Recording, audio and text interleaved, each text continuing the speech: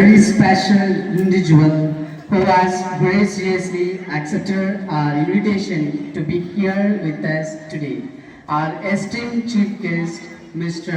Jnanaraj ex-Army, whose presence today adds great value to our celebration. We are truly grateful to have with us on this proud occasion. May I request our correspondent sir kindly present a token of our appreciation. Thank you, sir, for gracing us with your presence. We are truly honored.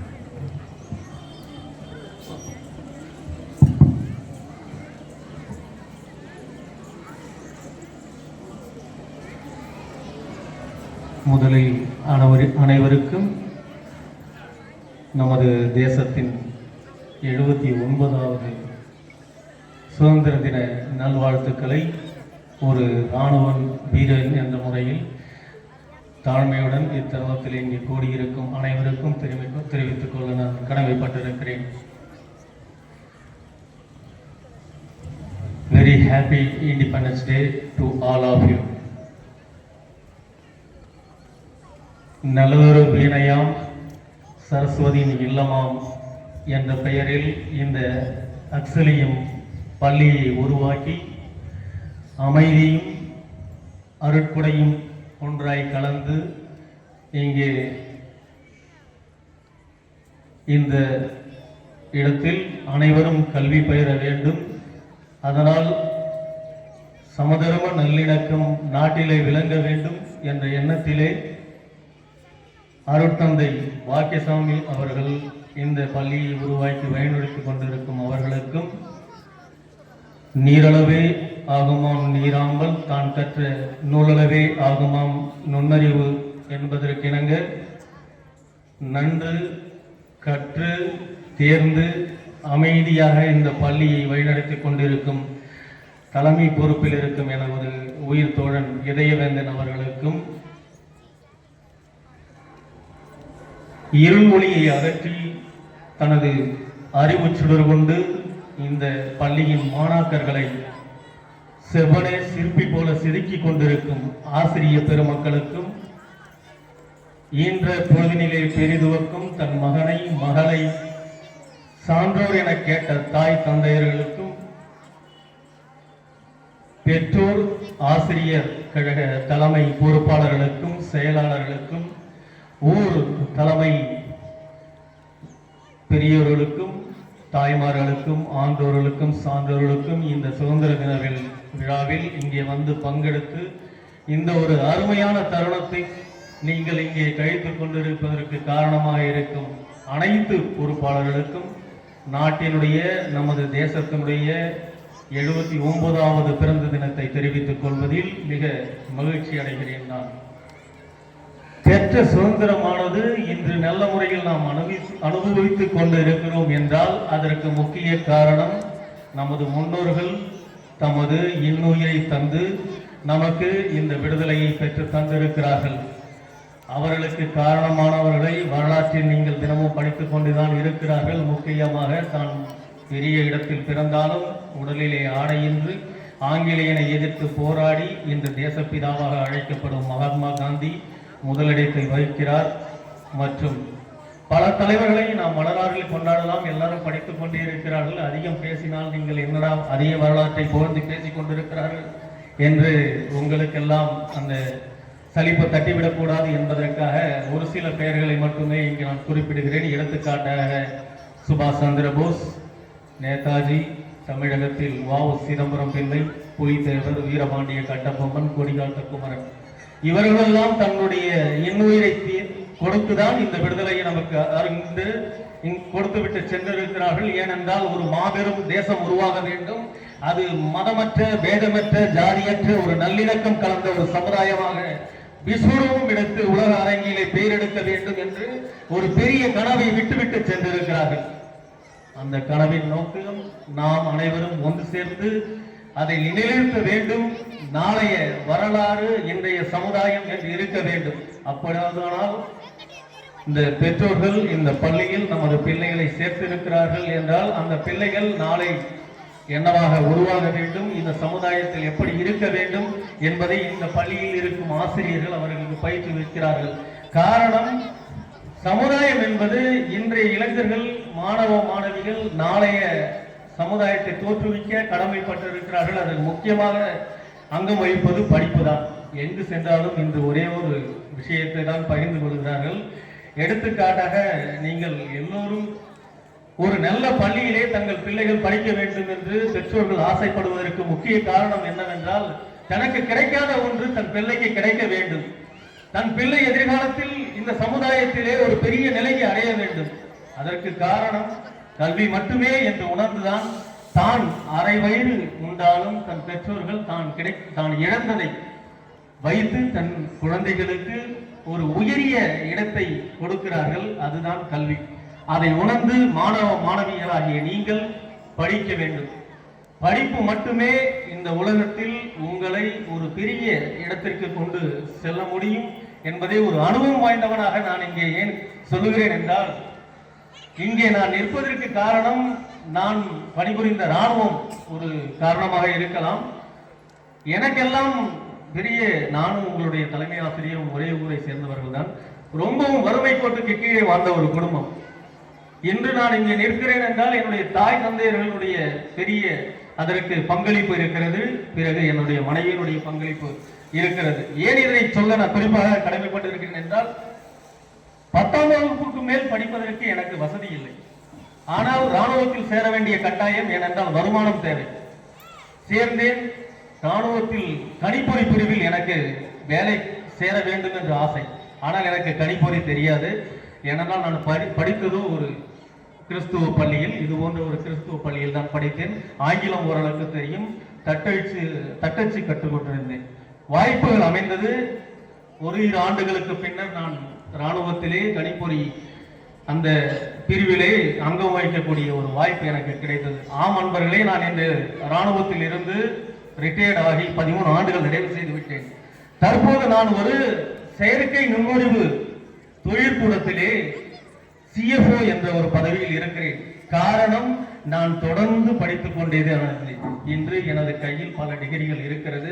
தொலைதூர கல்வி என்ற வாய்ப்புகள் எனக்கு கொடுக்கப்பட்டது. அதன் மூலம் நான் படித்தேன். இந்த ஒரு பெரிய பதவியை அங்கம் வகிப்பதற்கு எனது இராணுவமும், எனது பெற்றோரும், எனது மனைவியும், எனது குடும்பமும் உறுதுணையாக இருந்தது. ஏன் இதை நான் இங்கே சொல்லுகிறேன் என்றால், வாய்ப்புகள் படிப்புக்கு மட்டும்தான் வயதாகும் வரை இருந்து கொண்டே இருக்கும்.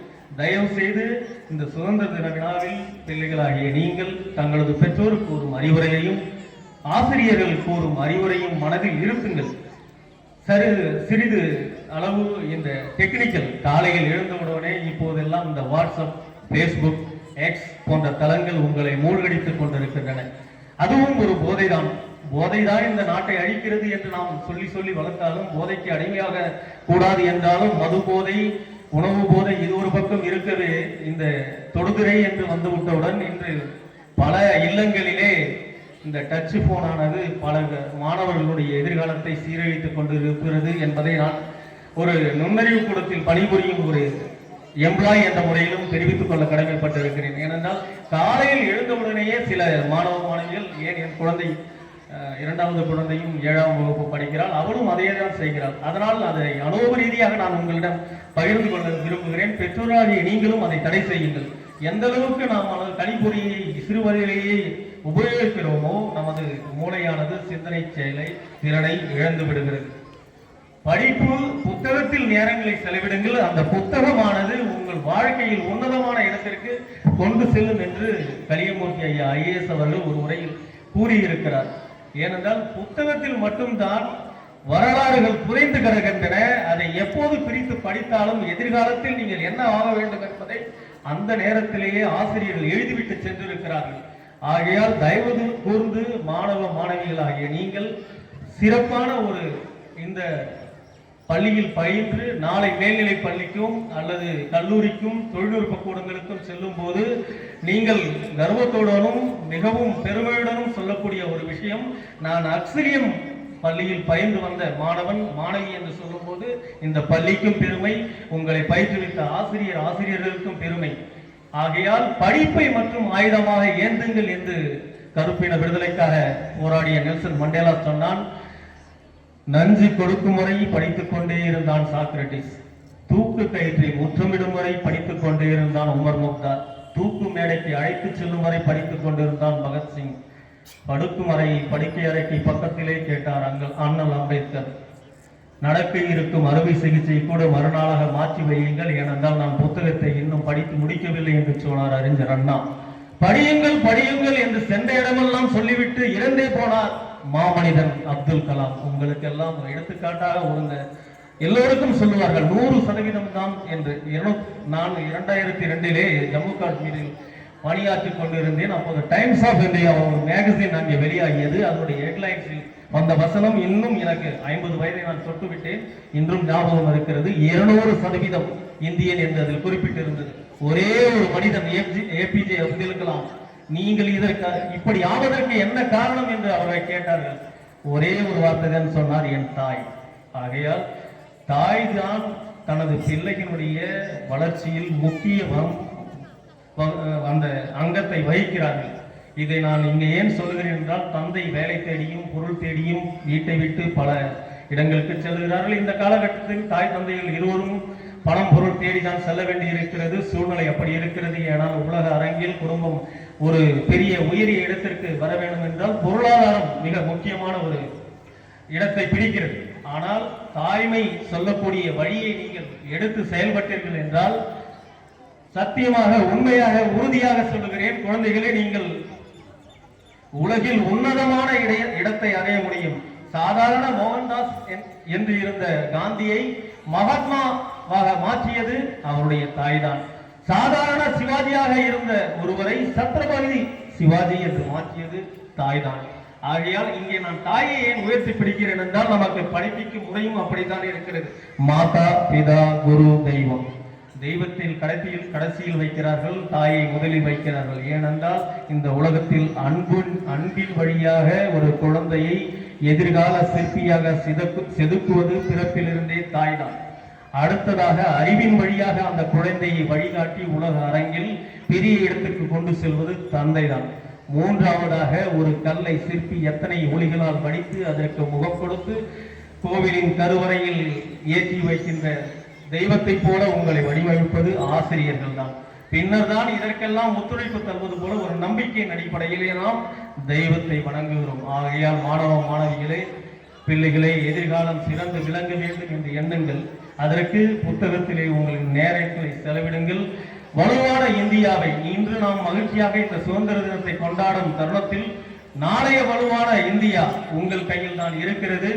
உங்கள் பெற்றோர்களை, உங்கள் ஆசிரியர்களை மதித்து நடத்த கற்றுக்கொள்ளுங்கள். ஒழுக்கமான அறிவு, ஒழுக்கமான கல்விதான் எதிர்கால சிந்தனையுள்ள சிறப்பான ஒரு நாட்டை ஏற்படுத்தி கொடுக்கும். இதில் எந்த ஒரு மாற்று கருத்தும் இல்லை. ஆகையால் படிக்கும் கல்வியை உணர்ந்து படியுங்கள். எதிர்காலம் நுண்ணறிவு திறனில் வளர்ந்து நிற்கிறது. ஆகையால் புத்தகத்தை கைவிடுத்து விடார்கள். தயவு கூறுகிறேன், டெக்னாலஜி என்று எங்கேயோ வளர்ந்து சென்று கொண்டிருக்கிறது. இங்கிருந்து நான் பேசிக் கொண்டிருப்பதை எங்கிருந்தும் கேட்கலாம். என்னுடைய உருவத்தை வைத்தே கேட்கலாம். என்னுடைய குரலை அப்படியே பிறழாமல் நீங்கள் ஒளிப்பதிவு செய்யலாம். நான் இல்லாத இடத்தில் என் வீட்டில் நடக்கக்கூடியதை இங்கிருந்து நான் கண்டுகொள்ளலாம். எந்த அளவுக்கு வளர்ச்சி பெற்றிருக்கிறது என்பதை தனியார் நிறுவனமும் அரசுத்துறை நிறுவனங்களும் இன்று டெக்னாலஜியில் மிக உயர்ந்த இடத்தில் இருக்கிறார்கள். இங்கே என்னை விட அதிகம் பயின்றவர்கள், பயிற்சி பெற்றவர்கள், பலர் தொழில்கூடங்களிலே பணியாற்றவர்கள், செயற்கை நுண்ணுரைவு தெரிந்தவர்கள், ஆசிரியர்கள் எல்லோரும் இருக்கிறார்கள். எல்லோரிடம் தெரியாதவற்றை கேட்டு தெரிந்து கொள்ளுங்கள். வாழ்க்கையில் தெரியாததை தெரிந்து கொள்வதற்கு வயது ஒரு தடையே இல்லை என்பதை இத்தருணத்தில் நான் உங்களுடன் பகிர்ந்து கொள்வதில் மிக மிக மகிழ்ச்சி அடைகிறேன். ஆம் மாணவ செல்வங்களே, நீங்கள் இந்த பள்ளியில் பயிலுவதற்கு ஒரு காரணம் இருக்கிறது என்றால் நாளைய இந்தியா சிறப்பாக வடிவமைப்பதற்கும் நீங்கள் தான் அதற்கு பங்களிப்பை தரப்போகிறீர்கள். இங்கிருந்துதான் ஒரு தலைவன் உருவாகுவான், இங்கிருந்தான் ஒரு மருத்துவர் உருவாகுவார், இங்கிருந்துதான் ஒரு மாவட்ட ஆட்சி தலைவர் உருவாகுவார், இங்கிருந்தான் ஒரு விஞ்ஞானி உருவாகுவார். அவர்கள் எல்லாம் உங்களிடம் புதைந்திருக்கிறார்கள். அதை கொண்டு வருவதும் மூழ்கடிப்பதும் உங்கள் கையிலே தான் இருக்கிறது. உணர்ந்து செயல்படுங்கள். இந்த உலக மாயைக்கு அடிமையாகாதீர்கள். தயவு கூர்ந்து கூறுகிறேன். இந்த தருணத்தில் குழந்தைகளுக்கு சொல்லிக்கொள்ள ஒரு அருமையான வாய்ப்பாக நான் என்ன கருதுகிறேன் என்றால், இந்த ஜங்க் ஃபுட் ஈஸியாக கிடைக்கிறது, ஃபாஸ்ட் ஃபுட் என்று சொல்வார்கள். உடனடியாக செய்து கொடுத்து விடுவார்கள். ஏனென்றால் அதற்கு பேர் தான் விரைவு உணவு. ஆனால் அது விரைவாக செரிக்காது. உங்களுக்கு பல பிரச்சனைகளை உங்களுக்கு தோற்றுவித்து விடும். ஆகையால் தாய் தந்தையர் கொடுக்கும் உணவை உண்ணுங்கள். உலக நாட்டத்தில் அடிமைகளுக்கு இந்த போதை என்ற பொருளுக்கு அடிமையாகி விடாதீர்கள். இங்கே கூடியிருக்கும் இளைஞர்களுக்கும் பெரியோர்களுக்கும் இதை நான் தெரிவித்துக் கொள்ள வருகிறேன். ஒரு அழகான நாடு எங்கே எப்படி தோற்றுவிக்கப்படுகிறது என்றால், உங்களிடையே நல்ல ஒரு கேரக்டர் உருவாக வேண்டும், ஒழுக்கம் உருவாக வேண்டும். நல்ல ஒரு ஒழுக்கம் உங்களிடையே இருந்தால் அந்த வீடு சிறப்பானதாக இருக்கும். ஒரு ஊரிலேயே ஒரு வீடு சிறப்பானதாக இருந்தால் அந்த நாடு சிறப்பாக இருக்கும். ஒரு நாடு இந்த உலகத்தில் சிறப்பானதாக இருந்தால் அந்த உலகம் மிகவும் அமைதியானதாக இருக்கும். ஆகையால் நண்பர்களே, அமைதியான உலகத்தை நீங்கள் தோற்றுவிக்க வேண்டும் என்று நினைத்தால் இந்த மாணவ செல்வங்கள் படித்து தனது எதிர்காலத்தை நிர்ணயிக்க வேண்டும். எப்போதும் சோம்பேறியாக இராமல் உழைக்க கற்றுக்கொள்ளுங்கள். உழைப்பு ஒன்றுதான் உங்களை முன்னேற்றும். இந்த தருணத்தில் அதை எனக்கு புரிய வைத்த என்னுடைய துறையை சார்ந்த அன்பர்களுக்கும் நன்றியை தெரிவித்துக் கொள்ள கடமைப்பட்டிருக்கிறேன். மேலும் இந்த தருணத்தில் எல்லையில் நமது நாட்டை பாதுகாக்க நிற்கும் பாதுகாப்பு படை வீரர்களுக்கும் இராணுவ வீரர்களுக்கும் நாம் நன்றி கூற கடமைப்பட்டிருக்கிறோம். ஏனென்றால் தனது குடும்பத்தை விடுத்து தனது ஆசாபாசங்கள், விருப்பு வெறுப்புகள், இனத்தை இதையவற்றையெல்லாம் துறந்து எல்லையிலேயே பனி மழை என்று இல்லாமல் இயற்கை சீற்றங்களுக்கு மத்தியில் பல மணி நேரம் எல்லையை பாதுகாத்து நிற்கும் அந்த இராணுவ வீரர்கள் தன்னுடைய இன்னுரை தந்து இந்த நாட்டை இன்றும் காத்து வருகிறார்கள். ஒரு இந்திய நாட்டின் பிரஜையாக நாம் அனைவரும் அவர்களுக்கு இந்த தருணத்தில் ஆழ்ந்த மனதோடு தாழ்மையுடன் நன்றியை ஒவ்வொரு கணமும் தெரிவித்துக் கொள்ள வேண்டும். ஏனென்றால் இன்று நாம் இந்த சுதந்திர தினத்தை இங்கே அமர்ந்து சுதந்திரமாக கொண்டாடுகிறோம் என்றால் எல்லையில் இருக்கும் ஒவ்வொரு இராணுவ வீரனும் அதற்கு தனது பங்களிப்பை கொடுத்துக் கொண்டிருக்கிறார்கள் என்பதை நீங்கள் உணர வேண்டும். ஆகையால் அவர்களையும் நாம் இந்த தருணத்திலேயே மிக தாழ்மையுடன் நினைவு கூற கடமைப்பட்டிருக்கிறோம். மேலும் வாழ்க்கையில் பள்ளி படிப்பை முடித்து நீங்கள் எந்த நிலைக்கு சென்றாலும் கல்வியையும் புத்தகத்தையும் எப்போதும் கைவிடாதீர்கள். அது ஒன்றே உங்களை நிலைநிறுத்தும். பீஸ் ஆஃப் பேப்பர் என்ற முறையில் கல்வியை கற்காதீர்கள். ஒரு குறிக்கோளை அடைய வேண்டும் என்ற நோக்கில் உயர்ந்த எண்ணத்தை, சிறிதினும் பெரிதுகள் என்று சொல்லுவார்கள், உயர்ந்த எண்ணத்தை அடைய வேண்டும் என்றால் உனது குறிக்கோளை உயர்ந்து வை. அப்துல் கலாம் சொன்னது போல கனவு காணுங்கள். கனவு காணாத ஒருவர் எதையும் நீங்கள் கண்டடைய முடியாது. ஆகையால் தான் சொல்கிறேன், கனவு காணுங்கள். வழிகளை தாங்கும் உறுதியான நெஞ்சத்தை உறுதியாக்கிக் கொள்ளுங்கள். படியுங்கள், படியுங்கள். மீண்டும் சொல்கிறேன், படியுங்கள். கஷ்டமான நேரங்களில் வரும்போது புத்தகத்தை படியுங்கள். தொலைக்காட்சியிலோ தொடுதுறையிலோ உங்களுடைய வாழ்க்கையை நேரத்தை வீணாக்கி விடாதீர்கள். எதிர்காலம் உங்களை சிதறடித்து விடும். மேலும் போதையில்லா ஒரு இந்தியாவை தோற்றுவிப்போம், வலிமையான ஒரு இந்தியாவை தோற்றுவிக்க வேண்டும் என்று கூறி நாட்டின் ஒழுக்கமுள்ள ஒரு குடிமகனாக நீங்கள் ஒவ்வொருவரும் ஒழுக்கமுள்ள குடிமகளாக ஒரு நாட்டின் பிரஜையாக நீங்கள் ஒவ்வொருவரும் வளர வேண்டும் என்று கூறி இறுதியாக ஒரு கதை ஒன்று சொல்லுகிறேன். ஏன் நீங்கள் படிக்க வேண்டும், என்னடா இவர் வந்தாரு பேசுறாரு படின்னு சொல்றாங்க, வாத்தியாரம் படின்றாரு, வீட்லேயும் படின்றாங்க, டச் ஃபோனை தொடக்கூடாதுன்றாங்க, என்னதான்டா என்டர்டைன்மெண்ட் இருக்கு அப்படின்னு நினைக்காதீங்க. குறிப்பிட்ட காலம் வரை தான் இந்த கண்ட்ரோல்லாம் உங்களுக்கு. இங்கிருந்து நீங்க வந்து காலேஜ் போயிட்டீங்கன்னா உங்களை யாருமே தொட மாட்டாங்க. அங்க ஒரு சுதந்திரமான வாழ்க்கை. ஒரு சிறு பிள்ளையை கேட்டால் எனக்கு 5 ஸ்டார் வாங்கி தினமும் கொடுத்தால் அது அந்த குழந்தைக்கு சுதந்திரம். ஒரு இளைஞனை 10வது படித்த ஒரு இளைஞன் லைசன்ஸ் இல்லாமல் தந்தை அவனை 2 சக்கரம் வாகனம் விடுவதற்கு அனுமதித்தால் அது சுதந்திரம். மாணவன் இங்கிருந்து கல்லூரிக்கு சென்றவுடன் தாய் தந்தை அவனுக்கு ஆப்பிள் போன் வாங்கி கொடுத்து நீ ஓவியடா தம்பி, அப்பா 2 லட்சத்துக்கு கடன் வாங்கி கொடுத்துட்டாரு, நான் போய் அந்த கடன் அடைச்சிக்கிட்டு சொன்னா அது அவனுக்கு சுதந்திரம். படித்து முடித்தவுடன் ஒரு பொண்ணை காதலித்துக் கொண்டு தந்தை நான் இவளை காதலிக்கிறேன், எனக்கு திருமணம் செய்து வை என்று சொன்னால் அந்த பையனுக்கு அது சுதந்திரம். அது சொல்ல சுதந்திரம். அந்த சுதந்திரம் உங்களுக்கு ஒரு சிறிதளவு மகிழ்ச்சியை கொடுக்கும், வாழ்நாளெல்லாம் துரியத்தான் கொடுக்கும். இது அனுபவ ரீதியாக நான் உங்களுக்கு சொல்லுகிறேன் என்பது செல்வங்களே. ஆகையால் சுதந்திரம் என்பது என்ன? நீ படித்து பெரியாளாகி உன்னுடைய நிலைமையில் இருந்து 10 பேருக்கு நல்லது செய்யக்கூடிய அளவுக்கு உன்னை உயர்த்தி கொண்டு சுதந்திரமான பொருளாதாரத்தை செலவழிக்கும் அளவுக்கு இந்த உலக அரங்கில் உங்களை நிலைநிறுத்திக் கொண்டுங்கள். நாட்டுக்கு நல்லது செய்யும் இடத்தில் ஒரு குடிமகனாக உங்களை நிலைநிறுத்தி பாருங்கள். அதுதான் உன்னதமான சுதந்திரம் என்று நான் அறிந்து இதை குறிப்பிடுகிறேன். ஆகையால் கடினமான நேரங்கள் ஒரு உறுதியான மனிதனை உருவாக்குகிறது. ஒரு உறுதியான மனிதன் இலகுவான நேரத்தை உருவாக்குகிறான். ஒரு இலகுவான மனிதன் ஒரு சோம்பேறியான மனிதனை உருவாக்குகிறான். சோம்பேறியான மனிதன் ஒரு கடினமான நேரத்தை மீண்டும் உருவாக்குகிறான். ஆகையால் சோம்பேறித்தனத்தை விட்டொழித்து கடினமான நேரத்தில் உருவாகும் உறுதியான மனிதனை போல் எப்போதும் செயல்படுங்கள். மேலும் இந்த சுதந்திர தின விழாவில் நாட்டிற்கு நமது இன்னுயிரை தந்து இந்த விடுதலையை வாங்கி தந்து சென்றுவிட்டு இருக்கும் அந்த மூத்த தலைவர்களையும் நமது முன்னோர்களையும் மிகவும் ஆத்மாவிலிருந்து நினைவு கூறுங்கள். இன்று நாம் அந்த சுதந்திரத்தை ஒழுங்காக அனுபவிக்கிறோமா?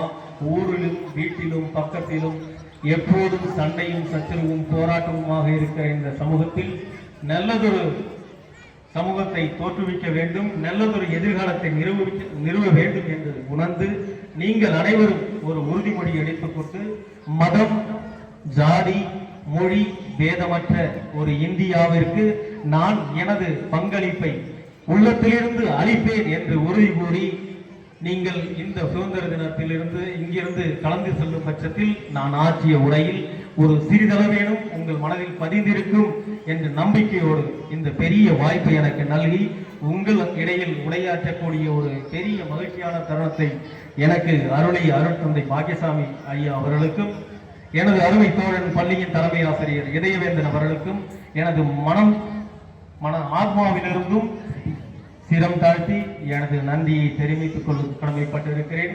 என் உரையை இத்துணை நேரம் பொறுமையாக கேட்டுக்கொண்டிருந்த அனைவருக்கும் எனது இதயத்திலிருந்து நன்றியை தெரிவித்துக் கொள்ள கடமைப்பட்டிருக்கிறேன். மேலும் வாழ்வும் வளரவும் உறுதியான இந்தியாவை உருவாக்குவோம் என்ற நோக்கத்தில் இங்கிருந்து கலைந்து செல்ல வேண்டும். என்னுடைய உரையில் இருந்து ஒரு சில வார்த்தைகளிலும் உங்கள் மனதில் பதிய வேண்டும் என்ற எண்ணத்தில் தான் இந்த உரையை ஆற்றினேன். வாய்ப்பளித்த அனைவருக்கும் நன்றி கூறி விடைபெறுகிறேன். நன்றி, வணக்கம், ஜெய் ஹிந்த், வந்தே மாதரம்.